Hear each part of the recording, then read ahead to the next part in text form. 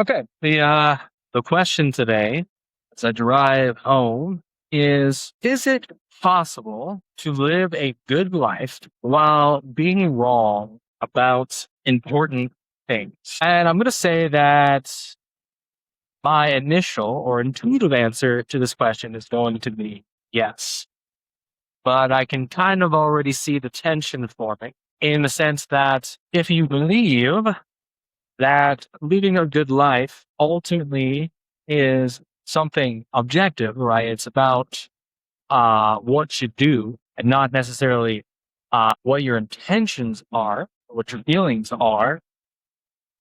Then you might ask yourself the fair question of, on the one hand, I believe that what I'm doing is good and right and just and wonderful, and maybe my genuine intentions are are for good, but actually it ends up when the results of it ends up being evil, in the sense of the objective actions end up being evil. So you might take the case of maybe like a Nazi guard, right? And he thinks that what he's doing is good because he's serving his country.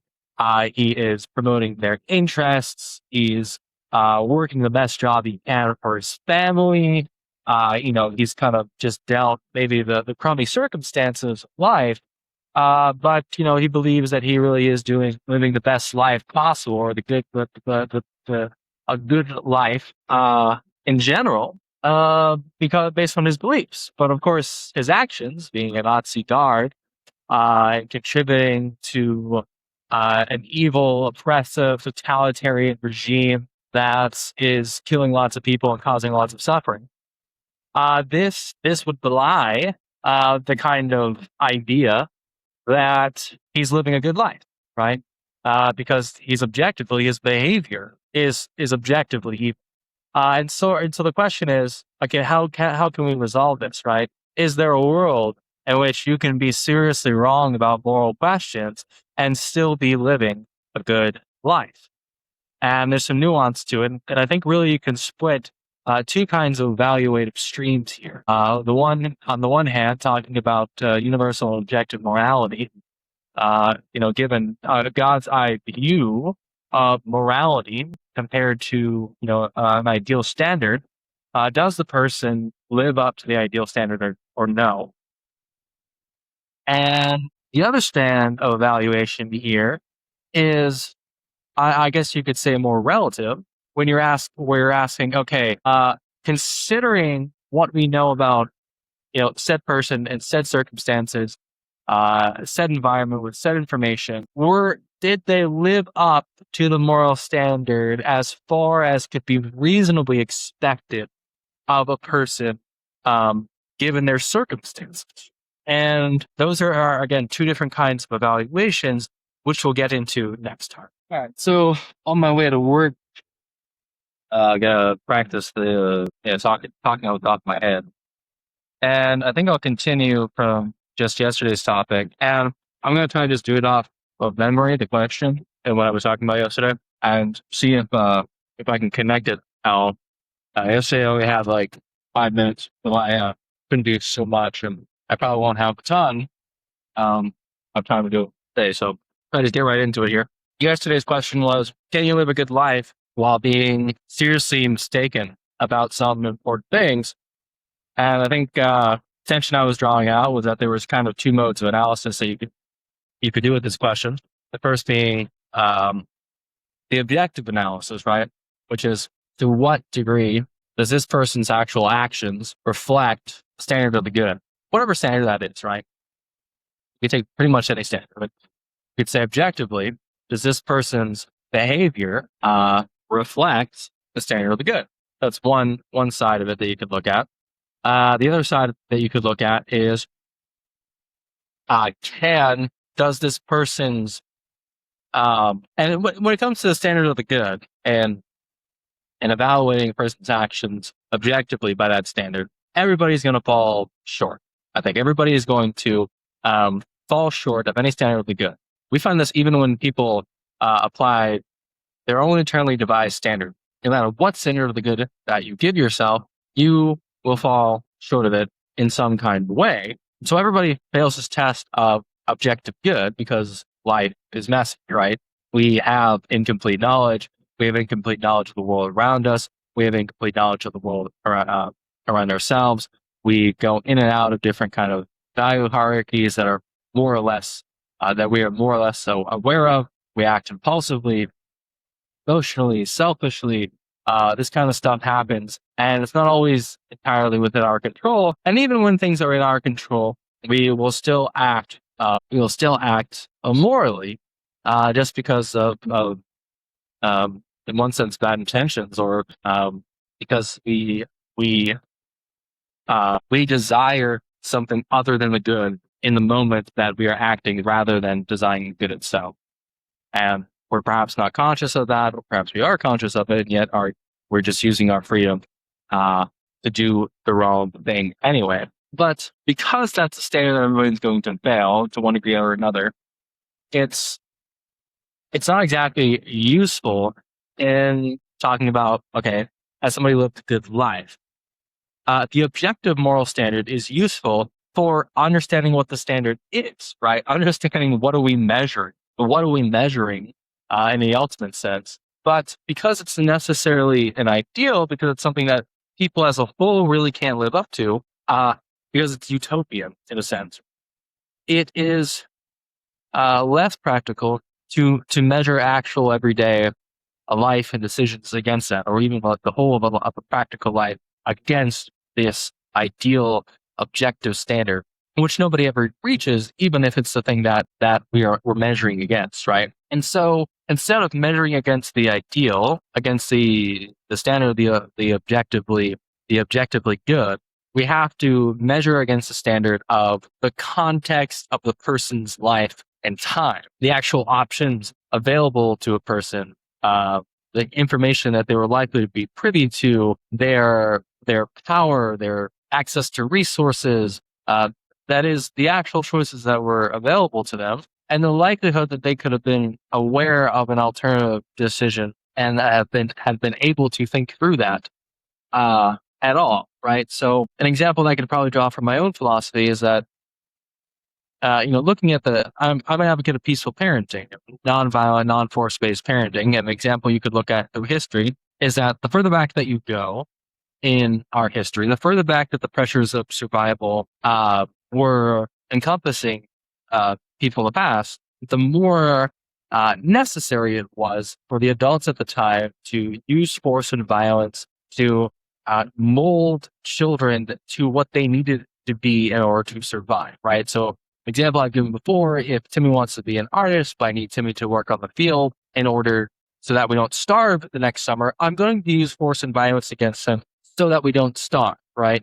Now, objectively, you would say that the moral ideal there is to refrain from force and violence, to find a voluntary means of incentivizing or motivating Timmy to work on the farm rather than be an artist. But the peasant of the early medieval era who's trying to farm enough resources so that him and his family don't starve in the winter, probably doesn't have the time or the access to education or the emotional regulation, I guess you could say, available to him. He probably wouldn't know where to even start if he was thinking about the question of how to raise children in the first place beyond what his tradition or his religion gave him. He's incredibly constrained in his ability to know what to do, right? He has to deal with the most pressing concern in his face, which is the fact that his family is going to starve if Timmy doesn't help him on the field. And he has to default to the most immediate practical solution to that problem, which is force and violence, which he uses against Timmy for the sake of the immediate pressing value. And while it's not objectively good, it's in one sense understandable given the context, the historical time, his access to education, the actual time he would have to contemplate and think about these things, the culture that's been given to him at the time, the religious environment that's been given him at the time. Maybe it would have been possible for him not to use force and violence against Timmy, but the circumstances so weigh against that option as to render it understandable if he didn't do it. And your assumption would be that if he was placed in a sort of a modern environment, that he would act and react differently than he would back then. And so there's a place for context in this analysis of a good life, even in the absence of knowledge, right? Or even being mistaken about certain things. And we'll expand on that more in the next video. All right. I'm going to try recording with it sideways here. I don't know how much that's going to work. I'm hoping that'll hold on the drive, but we'll see. So let's see. Last time, the thing I want to talk about today was to kind of continue that conversation we were having a couple days ago about whether somebody can live a good life, but be seriously mistaken about like their knowledge, right? So like, let's say they just understand something wrong, but they think it's right or they think it's good. And, you know, in one sense, their intentions are good, but they're just mistaken about right and wrong, right? Right and wrong. And talked about how there's basically two standards of evaluation that are typically brought philosophically to this kind of question. The one being the objective standard, where you look at, okay, you know, given what we can determine objectively about right, wrong, good, and evil, does this person's behavior match that objective standard from what we can observe about them? And that's sort of one standard of evaluation. And there's a second standard of evaluation, which is to say, okay, given what we know about this person's context, right, their history, what time period they were in, what social expectations there were, what access to resources, education, and alternatives that they have, we can in one sense say, okay, well, while objectively they did something that was wrong, they did it out of a certain kind of ignorance, right?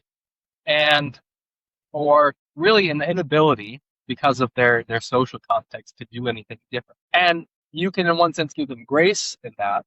And you can say that, you know, within the context of their time, they may have even lived an exceptionally good life, even if they violated certain objective standards. So I think about the example that comes to mind here is that of Janusz Korczak, who was a pedagogue, I guess you could say, a doctor, and he ran this children's orphanage during World War II. He was Jewish, lived in Poland. He ran this orphanage, I think, through the First and Second World War, and he is famous for advocating for the rights of children. And I think he either wrote the Declaration of the Rights of Children, or his work was the basis for the Declaration of the Rights of Children. And he was one of the first real Western intellectuals to give a lot of respect and humaneness to children up until that point, and really advocated for treating them like human beings, right? And giving them autonomy and respecting what they thought and felt. And this kind of stuff, because up to that point, children were in one sense or another viewed as, you know, akin to property. And really childhood wasn't even necessarily a solid concept for much of our history. And by the standards of his time, you could look at someone like Janusz Korczak and think, wow, you know, really what a hero for children. Because, you know, given the context of the time that he grew up in, he could have, you know, seriously, he could have done what most people did and treat children with a lot of disrespect and advocate an inhuman standard when it comes to children. He could have gone along with Freud and blamed children for their own internal states and consider them to be innately evil rather than, you know, in one sense, products of their environment, or, you know, seriously under pressure in their environment. For his time, his views on children were significantly advanced, right? But if you read back the diaries he wrote, some of the works, compilation of his works, I think they're called How to Love a Child. You read that, and there's definitely his own self-described moments of force, violence, maybe hitting children, ignoring them when they're crying, things that like modern day like pediatricians and parenting and even the vanguard of peaceful parenting today would look at a lot of the events in Janusz Korczak's life and say, this behavior was not good, right? But he lived a great life because he was this a rights guy, because he was an advocate for children's rights, and ultimately because he sacrificed his life going to the concentration camp and ultimately the gas chamber for the sake of the orphans he was with, really in order to comfort them. It's actually an amazing story if you never really got into it. But he was the sort of, even if he didn't always stand up to an objectively good life, he was, by the standards of his day, compared to how advanced morality had gotten at that point, he was, head and shoulders above other people in terms of his moral behavior. And so you kind of give grace, right? I mean, it's not even giving grace. It's not really like you have to. It's sort of almost an automatic response that we have.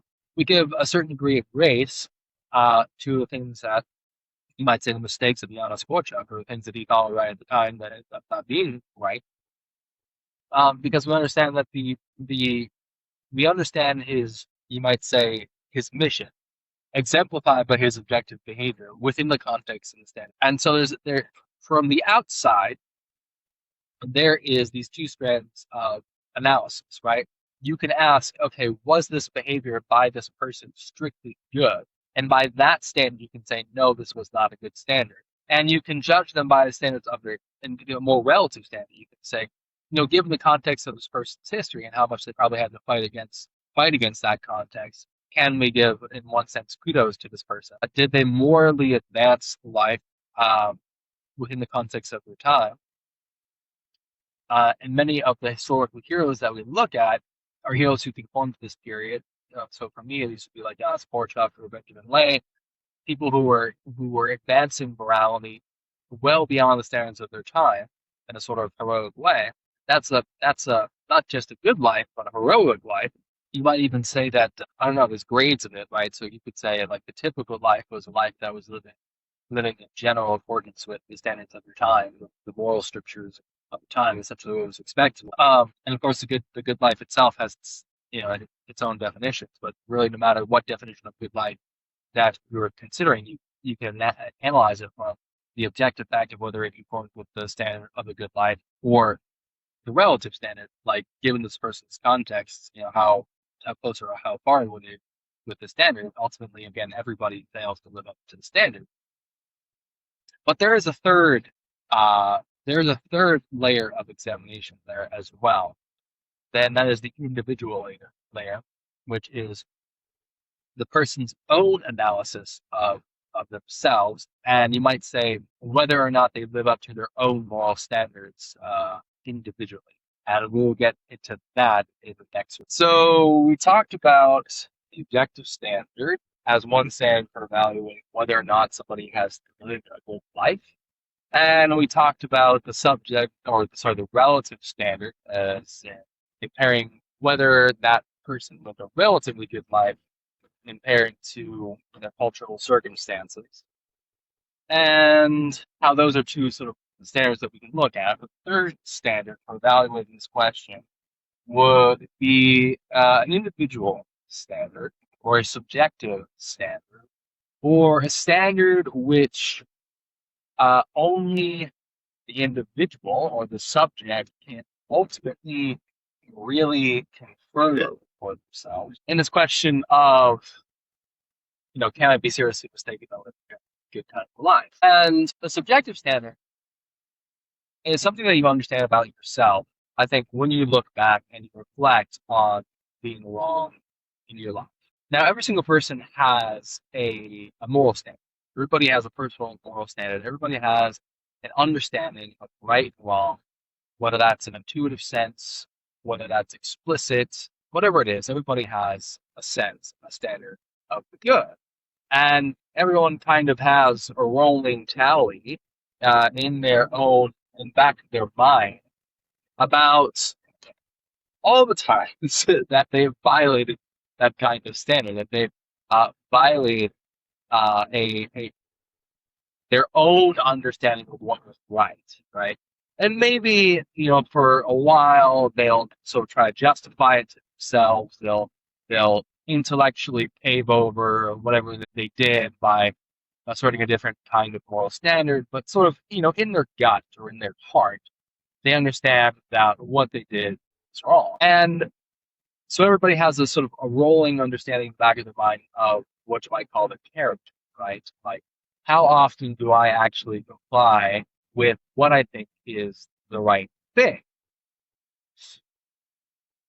And, sort of internal conscience. And they can present that to other people as much as they want to, as differently as they want to, and many people do. And even at a certain point, they could self-delude. But essentially, everybody has a sense of this. And in the same way, everybody has a record or a sense of how have I reacted to being wrong in the past. Because a universal human experience should be the experience of being wrong. Like in my own life, I like to say that I've been wrong all of my life. I've been mistaken all of my life because there's been so many things that I might have thought were true at one point that I later found out were not true. There are things that I reasoned to and had full, genuine belief in. And later, when I reasoned deeper, or I found some new information or some conflict, I realized that that was wrong. I had ideas and philosophies that have, had a strong emotional appeal to me that I was just reaching for, explanations and justifications for in order to, fill in justifications for a belief that wasn't really supported by the facts or evidence or reason. There's many assumptions and cultural beliefs that you can get sucked into just because you've never really had the chance to examine them, or because everybody around you sort of just repeats the same thing, and so you kind of just assume that it's true. Human beings are fallible. Human beings are limited. Human beings make mistakes. Sometimes they're emotional, and sometimes they're rational, what have you. But everybody makes mistakes in what they believe. That is a very common experience. But the question becomes, in this notion of, can I live a good life, be seriously wrong about something, is that in your life, when you are wrong about something, right, when you are seriously wrong about something, how do you react to that, right? How do you react to that? Do you go towards further understanding, or do you back away from it? Do you go towards trying to figure out the evidence that disproves your theory or your idea, or do you turn away from that, right? Do you embrace hearing about and learning about different perspectives and ideas of other people? Do you test your ideas? Do you do the things which are supposed to mitigate against error, right? Or do you uh, shy away from it? If you shy away from it, or if you react to to understanding, if you react to a mistake of reason or a mistaken idea by shying away from it, then you kind of reveal to yourself that you're not so much interested in the truth, right? And if that becomes a pattern in your life, then you, in the back of your head, you start to build an understanding of the character, a character that really isn't interested in the moral truth, really isn't interested in what is actually good, but is interested in justifying what you think is good or what you want to be, right? Justifying your own behaviors rather than trying to actually figure out what is good in and of themselves. Now, realistically, you can only do this, I think, evaluation within yourself, right? This is not an evaluation which other people can necessarily do with you. Maybe close friends, family might be able to track this, but really, it's an experience that people have on their own. Like, you know when you're avoiding something or not. You know when you've been wrong about something and then either changed your mind or sought new information or what have you, and when you've just doubled down on your own beliefs. And again, even if you got to the point of being self-deluded, there is going to be some part in the back of your mind that understands that you're doing this, gets that sense that you kind of have that slimy character, kind of have that wishy-washy, character where you're avoiding the truth. Now, there can be some childhood psychological reasons, which we might get to in another video. But I think that a person can live a good life while being seriously wrong about things, if they are willing to individually confront the things that they've been seriously wrong about, right? And if they have a track record of responding to being wrong, to being significantly wrong with calm curiosity, and in the cases of a kind of moral wrong that actually does harm to people, at the very least, apologize and for those who have wrong beliefs. And if you want to know the key, really, if you want to know the actual key to developing that kind of mindset, it's really this purposeful authenticity towards ideas, right? I would say that kind of a good thing is to as far as is appropriate, but a good thing is to share your ideas with people around you, especially moral ideas in particular. Share those ideas with the people around you, and talk about with them, with as many people as you can.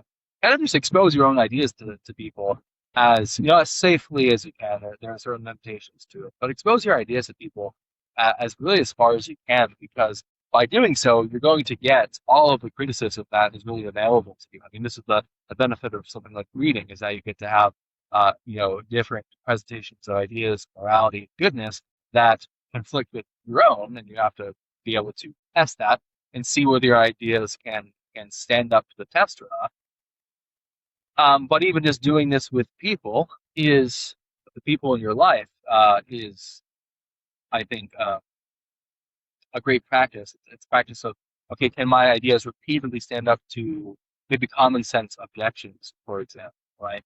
Part of the reason I'm doing this YouTube channel, I mean, there's a number of reasons I'm doing this channel, but one of the reasons is that I want to put my ideas out there, as best as I can. I mean, I'm practicing the articulation as I'm doing this, but the best I can, and get criticism about it, right? And I'm not necessarily looking for criticism from academic philosophers or something like that.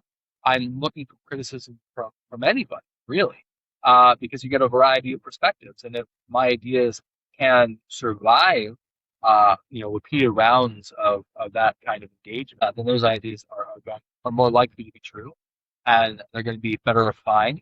And hopefully the bad ideas get exposed, and new ideas come in to replace them, and I get closer and closer to an understanding of the truth. And so, from this individual perspective, if you want to live a good life, the truth is that everybody's going to be seriously wrong about something in their lifetime.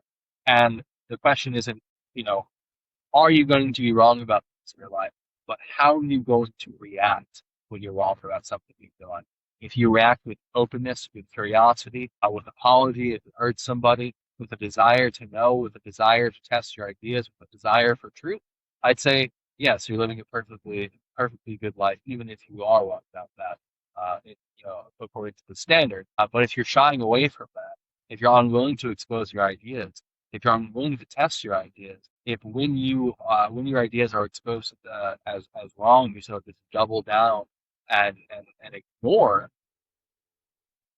then that right there tells you that you're not particularly interested in the truth of what is good, right? You're interested in whatever you want good to be.